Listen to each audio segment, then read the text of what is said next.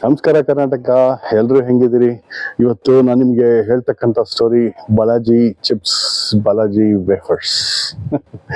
ಏನ್ರಿ ಇವರು ಅದು ಯಾವುದೋ ಬಾಲಾಜಿ ಅಂತ ನಾವು ಕೇಳೇ ಇಲ್ಲ ಅಂತ. ಹೌದು, ಸದರ್ನ್ ಇಂಡಿಯಾದಲ್ಲಿ ನೀವು ಕೇಳಿರ್ಲಿಕ್ಕಿಲ್ಲ, ಅದು ಇಲ್ಲ, ಸದರ್ನ್ ಇಂಡಿಯಾದಲ್ಲಿ ಇಲ್ಲ, ಬಂದಿಲ್ಲ. ಗುಜರಾತ್ನಲ್ಲಿ ಇದು ತುಂಬ ಫೇಮಸ್, ನಾರ್ತ್ ಇಂಡಿಯಾದಲ್ಲಿ ಇದೊಂದು ಸ್ವಲ್ಪ ಫೇಮಸ್. 5,000 ಕೋಟಿ ಟರ್ನ್ ಓವರ್ ಕಂಪನಿ. ಒಂದು ಸಣ್ಣ ಮನುಷ್ಯ ಎತ್ತರಕ್ಕೆ ಬೆಳೆದು ಇದೊಂದು ಕಾಂಗ್ಲಮರೇಟ್ನ ಕಟ್ಟಿದ್ದಾರೆ. ಇದೊಂದು ಇನ್ಸ್ಪಿರೇಷನ್ ಸ್ಟೋರಿ, ಇದು ನಿಮ್ಗೆಲ್ರಿಗೂ ಯೂಸ್ ಆಗುತ್ತೆ ಅಂತ ಹೇಳಿ ಈ ಬಾಲಾಜಿ ವೇಫರ್ಸ್ನ ಸ್ಟೋರಿನ ನಿಮ್ಮ ಮುಂದೆ ತೊಗೊಂಡ್ಬರ್ತಾ ಇದ್ದೀನಿ. ಸೊ ದಯವಿಟ್ಟು ಸ್ವಲ್ಪ ಡೀಟೇಲ್ ಆಗಿ ಕೇಳಿ, ಅದ್ರ ಬಗ್ಗೆ ತಿಳ್ಕೊಳ್ಳಿ. ಬಾಲಾಜಿ ವೇಫರ್ಸ್ ಅನ್ನೋವಂಥದ್ದು ಶುರುವಾಗಿದ್ದು ಚಂದುಲಾಲ್ ಚಂದುಭಾಯ್, ಯಾವ ಥರ ಬೇಕಾದ್ರೆ ಕರಿತಾ ಇರ್ತಾರೆ ನಮ್ಮ ಜನ. ಸೊ ಇವರು ಒಬ್ಬ ರೈತನ ಮಗ. ಅವ್ರ ತಂದೆ ಪಾಪ ತುಂಬ ಹಿಂದೆ ಗುಜರಾತ್ನಲ್ಲಿ ಇರ್ತಾರೆ. ಅವರು 1960s 1970s, ಅವಾಗ ಆ ಟೈಮಲ್ಲಿ ಏನೂ ಇರಲ್ಲ ಪಾಪ, ಭೂಮಿನಲ್ಲಿ ಏನೋ ಬೆಳಿಲಿಕ್ಕೆ ಟ್ರೈ ಮಾಡ್ತಾರೆ, ಅದಾಗೋದಿಲ್ಲ. ಆಮೇಲೆ ಅವರಿಗೆ ಕ್ಷಾಮ ಬಂದ್ಬಿಡುತ್ತೆ, ಅತ್ಯಂತ ದೊಡ್ಡ ಬರಗಾಲ, ಏನೂ ಮಾಡೋಕ್ಕಾಗೋದಿಲ್ಲ. ಸೊ ಹಂಗಾಗಿ ಅವ್ರೇನು ಮಾಡ್ತಾರೆ, ಅವ್ರ ತಂದೆ ಬಂದು ಒಂದು 20,000 ರೂಪಾಯಿಗೆ ಮಾರಿಬಿಡ್ತಾರೆ. ಅವ್ರ ತಂದೆಗೆ 3 ಜನ ಮಕ್ಕಳು, ಚಂದುಲಾಲ್ ಕೂಡ ಒಬ್ಬರು. ಸೊ ಅವ್ರೇನು ಮಾಡ್ತಾರೆ, 3 ಜನ ಮಕ್ಕಳಿಗೆ 20,000 ರೂಪಾಯಿ ಬಂದಿದ್ದು ಆ ಭೂಮಿಯಿಂದ 1 ಎಕರೆಗೆ. ಸೊ ಅದು ಕೊಟ್ಬಿಡ್ತಾರೆ ಅವ್ರಿಗೆ. 3 ಜನಕ್ಕೆ ಹಂಚ್ಬಿಟ್ಟು, ನೋಡಪ್ಪ ನಿಮ್ಮ ಜೀವನ ನಿಮ್ಮದು, ನಮಗೇನು ಮಾಡೋಕ್ಕಾಗಲ್ಲ ಅಂತ. ಇವರೆಲ್ಲ ಹುಡುಗರು ಇರ್ತಾರೆ. ಸೊ ಈ ಹುಡುಗ ಏನು ಮಾಡ್ತಾನೆ, ಸರಿ ನಾನು ಏನೋ ಮಾಡಬೇಕು ಅಂತ ಎಕ್ಸೈಟ್ಮೆಂಟಲ್ಲಿ ಅವ್ರ ತಂದೆ ಕೃಷಿ ಹಾದಿನಲ್ಲೇ ಅವನು ಹೋಗ್ತಾನೆ. ಕೃಷಿ ಹಾದಿ ಅಂತಂದರೆ ಅವನು ಏನು ಮಾಡ್ತಾನೆ, ಈ ಒಂದು ಯಾವುದೋ ಒಂದು ಪೆಸ್ಟಿಸೈಡ್ ಇಂಥವನ್ನೆಲ್ಲ ಮಾರ್ಲಿಕ್ಕೆ ಹೋಗ್ತಾನೆ. ಅದು ಯಾವುದೋ ಅವನಿಗೆ ಗ್ರಾಚಾರ ಚೆನ್ನಾಗಿತ್ತೋ ಇರಲಿಲ್ಲೋ ಈ ಚಂದುಲಾಲ್ಗೆ, ಅಲ್ಲಿ ದೊಡ್ಡ ಲಾಸ್ ಆಗಿಬಿಡುತ್ತೆ. ಲಾಸ್ ಆಗಿ ಜನ ಎಲ್ಲ ಅವನ್ನ ರಿಜೆಕ್ಟ್ ಮಾಡಿಬಿಡ್ತಾರೆ. ಏನು ದುಡ್ಡಿರಲ್ಲ, ಅವರಪ್ಪ ಕೊಟ್ಟಿದ್ದಷ್ಟು ಖಾಲಿ ದುಡ್ಡು. ಇನ್ನೇನು ಮಾಡೋದು, ವಾಚ್ಮ್ಯಾನ್ ಕೆಲಸಕ್ಕೆ ಸೇರ್ತಾನೆ. ಬರ್ತಾನೆ ಅಲ್ಲೇ ಎಲ್ಲೋ ಒಂದು ಕಡೆಗೆ ಥಿಯೇಟರ್ನಲ್ಲಿ. ವಾಚ್ಮ್ಯಾನ್ ಕೆಲಸದಿಂದ ನೆಕ್ಸ್ಟು ಬೇರೆ ಕೆಲಸಗಳು ಥಿಯೇಟರ್ನಲ್ಲಿ ಮಾಡ್ಕೋತಾ ಹೋಗ್ತಾನೆ. ಜೊತೆಗೆ ಈ ಒಂದು ಚಿಪ್ಸ್ ಮಾರುವಂಥ ಕೆಲಸ ಅಥವಾ ಒಂದು ಸ್ಯಾಂಡ್ವಿಚ್ ಮಾಡಿ ಮಾರುವಂಥ ಕೆಲಸನೂ ಆ ಥಿಯೇಟರ್ನಲ್ಲೇ ಅವನು ಶುರು ಮಾಡ್ಕೋತಾನೆ. ಒನ್ ಬೈ ಒನ್ ಮೇಲೆ ಹೇಳ್ತಾ ಹೋಗುತ್ತೆ ಹಂಗೆ. ಅದು ಆ ಸ್ಯಾಂಡ್ವಿಚ್ ಮಾಡಿದಾಗ ಜನರಿಗೆ ಭಾಳ ಇಷ್ಟ ಆಗಿಬಿಡುತ್ತೆ. ವೆರಿ ನೈಸ್, ಎಲ್ಲ ಚೆನ್ನಾಗಿದೆ ಅಂಥೇಳಿ. ಸೊ ಆ ಸ್ಯಾಂಡ್ವಿಚ್ ಬಿಸ್ನೆಸ್ಸು ಏನಾಗುತ್ತೆ, ಸ್ವಲ್ಪ ಚೆನ್ನಾಗಿ ಬೆಳೀತಾ ಇದ್ದಂಗೆ ಚಂದು ಏನು ಮಾಡ್ತಾನೆ, ಥಿಯೇಟ್ರಿಗೆ ರೆಸಿಗ್ನೇಷನ್ ಕೊಟ್ಟು ಹೊರಗಡೆಗೆ ಬಂದು ತನ್ನ ಒಂದು ಡೈನಾಸ್ಟಿನ ನೆಕ್ಸ್ಟ್ ಲೆವೆಲಿಗೆ ತೊಗೊಂಡು ಹೋಗಬೇಕು ಅಂತ. ಬಹುಶಃ ಈ ಚಂದುಲಾಲ್ ಏನಿದ್ದಾರೆ, ಬಹುಶಃ ನಮ್ಮ ಒಂದು ಏಜ್ ಕ್ಯಾಟಗರಿ ಅಂತ ಕಾಣುತ್ತೆ, ಅಥವಾ ಒಂದು ಸ್ವಲ್ಪ ದೊಡ್ಡವರು ಇರ್ಬೋದೇನೋ, ನನಗೆ ಗೊತ್ತಿಲ್ಲ. ಅವ್ರ ಡೇಟ್ ಆಫ್ ಬರ್ತ್ ನನಗೆ ಗೊತ್ತಿಲ್ಲ ಅಷ್ಟು. ಬಟ್ ಅವರು ಮಾಡಿರ್ತಕ್ಕಂಥ ಒಂದು ಎಫರ್ಟ್ ಇಸ್ ಅಮೇಝಿಂಗ್. ಅಲ್ಲಿ ಹೊರಗಡೆ ಬಂದಾಗ ಸ್ಯಾಂಡ್ವಿಚ್ ಮಾಡೋಕ್ಕೆ ಶುರು ಮಾಡ್ತಾರೆ. ಸ್ಯಾಂಡ್ವಿಚ್ ಅಲ್ಲಿ ಗುಜರಾತ್ನಲ್ಲಿ ತುಂಬ ಫೇಮಸ್ ಆಗುತ್ತೆ, ಎಲ್ರಿಗೂ ಇಷ್ಟ ಆಗ್ಬಿಡುತ್ತದು. ಪ್ರಾಬ್ಲಮ್ ಏನಾಗುತ್ತೆ ಸ್ಯಾಂಡ್ವಿಚಲ್ಲಿ ಅಂತಂದರೆ, ಓಕೆ ಇವತ್ತು ನಾನು ಸ್ಯಾಂಡ್ವಿಚ್ ಮಾಡಿದ್ರೆ ಇವತ್ತು ಖರ್ಚಾಗಬೇಕು, ಅದು ಮಿಕ್ಕಿರೋ ಸ್ಯಾಂಡ್ವಿಚ್ನ ಅವರು they have to throw it away, ಬಿಸಾಕ್ಬೇಕಾಗತ್ತೆ, ಏನೂ ಇರೋದಿಲ್ಲ.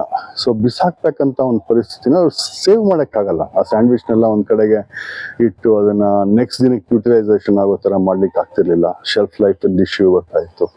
ಸೊ ಹಾಗಾಗಿ ಅವರು ಬೇರೆ ಬೇರೆ ಥರ ಟ್ರೈ ಮಾಡ್ತಾರೆ, ಆದರೂ ಅದು ಸಪೋರ್ಟ್ ಸಿಕ್ಕೋದಿಲ್ಲ ಅವರಿಗೆ. ಸೊ ಅದೇ ಟೈಮಲ್ಲಿ ಒಂದು ಇನೋವೇಷನ್ ಬರುತ್ತೆ.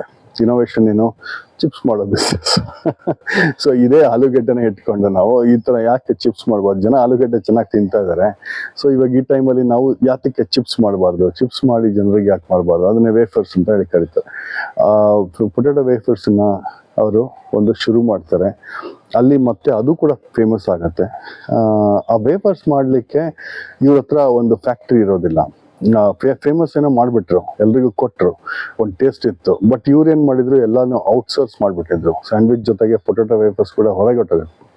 ಸೊ ಆ ಹೊರಗೆ ಹೋಗಿದ್ದು ವೇಫರ್ಸಿಂದು ಬಿಸ್ನೆಸ್ಸು, ಅವರ ಡೆಲಿವರಿ ಪಾರ್ಟ್ನರ್ಸ್ ತುಂಬ ಡಿಲೇ ಕೊಡ್ತಾ ಇದ್ರು, ಪೇಮೆಂಟ್ ಇಶ್ಯೂಸ್ ಆಗ್ತಾ ಇತ್ತು, ಎಲ್ಲ ಥರದ್ದು ಗೊಂದಲ, ಸಪ್ಲೈ ಚೈನ್ ಪ್ರಾಬ್ಲಮ್ಸ್ ಅಂತ ಹೇಳ್ಬೋದು ನಾವು, ಎಲ್ಲ ಥರದ್ದು ಬಂತು.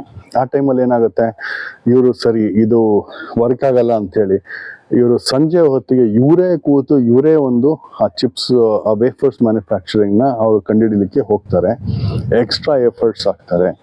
ಆದರೆ ಅವರಿಗೆ ಆ ಲೆವೆಲ್ ಕ್ವಾಲಿಟಿ ಇನಿಷಿಯಲಿ ಆ ಒಂದು ಏನು ಬಂದಿತ್ತು ಮಷೀನಿಂದ ಅದು ಬರಲಿಕ್ಕಿಲ್ಲ. ತುಂಬ ಒದ್ದಾಡಿದ್ರು.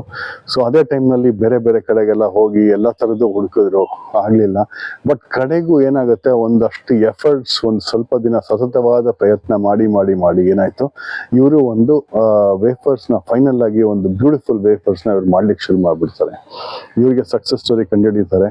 ಸೊ ಇವ್ರಿಗೊಂದು ಆ ಒಂದು ಮಾಡ್ತಕ್ಕಂಥ ಸಾಧನೆಗಳು, ಒಂದು ಬೇರೆ ಥರ ಒಂದು ಗ್ಯಾಡ್ಜೆಟ್ಸು, ಆ ಒಂದು ಪಾಸಿಬಿಲಿಟೀಸ್ ಎಲ್ಲ ಅವ್ರಿಗೆ ಕಂಡುಬೀಳುತ್ತೆ.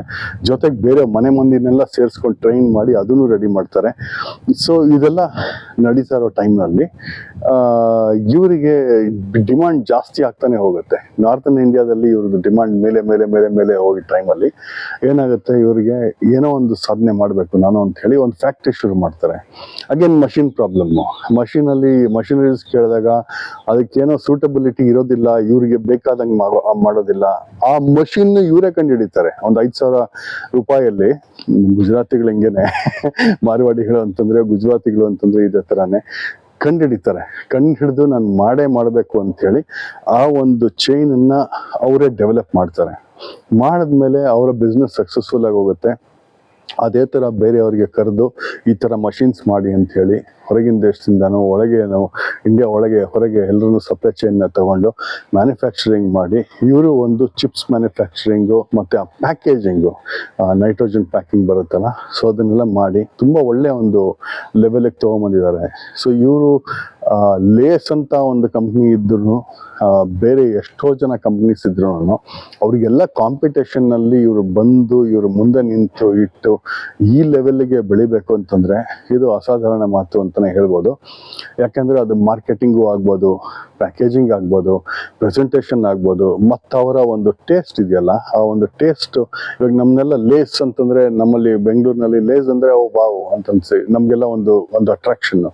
ಬಟ್ ಈ ಒಂದು ನಾರ್ತ್ ಇಂಡಿಯಾದಲ್ಲಿ ಇದನ್ನೆಲ್ಲ ಓವರ್ಟೇಕ್ ಮಾಡಿಕೊಂಡು ಇವ್ರದೇ ಒಂದು ಸ್ವಾದ ಚಿಪ್ಸ್ ತಿಂದರೆ, ಆ ವೇಫರ್ಸ್ ತಿಂದರೆ ಅದು ಬರಬೇಕಾಗಿರ್ತಕ್ಕಂಥದ್ದು ಹೋಲ್ಡ್ ಮಾಡಿ ಮತ್ತೆ ಜನರನ್ನ ಗೆದ್ಕೋತಾನೆ ಬರ್ತಾ ಇರ್ತಕ್ಕಂಥದ್ದು ಒಂದು ವಿಶೇಷತೆ. ಇವತ್ತಿಗೆ 5,000 ಕೋಟಿ, ನಾಳೆ ದಿನ ಇನ್ನೂ ಹೆಚ್ಚಾಗ್ಬೋದು. We wish him all the very best. ಇದು ಒಂದು ಸಕ್ಸಸ್ ಸ್ಟೋರಿ. ಇದು ಯಾವ ಒಂದು ಸಣ್ಣ ಬಿಸ್ನೆಸ್, ಒಂದು ವಾಚ್ಮ್ಯಾನ್ ಈ ಲೆವೆಲಿಗೆ ಬೆಳೀತಾರೆ ಅಂತಂದ್ರೆ ಇದು ಸಕ್ಸಸ್ ಸ್ಟೋರಿನೇ. ಬೆಳಿಬೇಕು ಅಂತ ನಮಗೆ ಆಸಕ್ತಿ ಇದ್ದರೆ, ಆಸೆ ಇದ್ದರೆ ಯಾವ ಹತ್ರಕ್ಕೆ ಬೇಕಾದ್ರೂ ಹೋಗ್ಬೋದು ಅನ್ನೋದೊಂದು ಪರ್ಫೆಕ್ಟ್ ಉದಾಹರಣೆ ಸ್ನೇಹಿತರೆ. ಸೊ ನಿಮ್ಮಲ್ಲಿಗೆ ಒಂದಷ್ಟು ಉತ್ತೇಜನ ಮೂಡಿಸ್ಬೇಕು ಅಂತ ಹೇಳಿ ನನ್ನ ಒಂದು ಪ್ರಯತ್ನ ನಡೀತಿದೆ. ಇನ್ನೊಂದಷ್ಟು ಸ್ಟೋರಿಗಳೊಂದಿಗೆ ನಾನು ಬರ್ತೀನಿ ಆದಷ್ಟು ಬೇಗ. ನಿಮ್ಗೊಂದಷ್ಟು ಪ್ರೆಸೆಂಟೇಷನ್ಸ್ ಕೊಡ್ತೀನಿ. ಅಲ್ಲಿವರೆಗೂ ಕ್ಷೇಮವಾಗಿರಿ. ನಿಮ್ಗೆ ಏನೇ ಸಹಾಯ ಬೇಕಾದರೂ, ಬಿಸ್ನೆಸ್ ಅಡ್ವೈಸಸ್ ಬೇಕು ಅಂದರೆ ಒಂದು ಕಮೆಂಟ್ ಹಾಕಿ. ನಾನು ಚಾರ್ಜ್ ಮಾಡಲ್ಲ. ನೀವೇ ಅಂದ್ಕೊಂಡ್ರೆ ನಮ್ಮ ಅನಿತಾ ಫೌಂಡೇಶನ್ಗೆ ಕಳಿಸಿ ಎಷ್ಟೋ ಜೀವಗಳು ಬದುಕೋತಾರೆ. ನಮಸ್ಕಾರ. ಮತ್ತಿನ್ನೊಂದು ವಿಡಿಯೋ ಜೊತೆ ಸಿಗ್ತೀನಿ.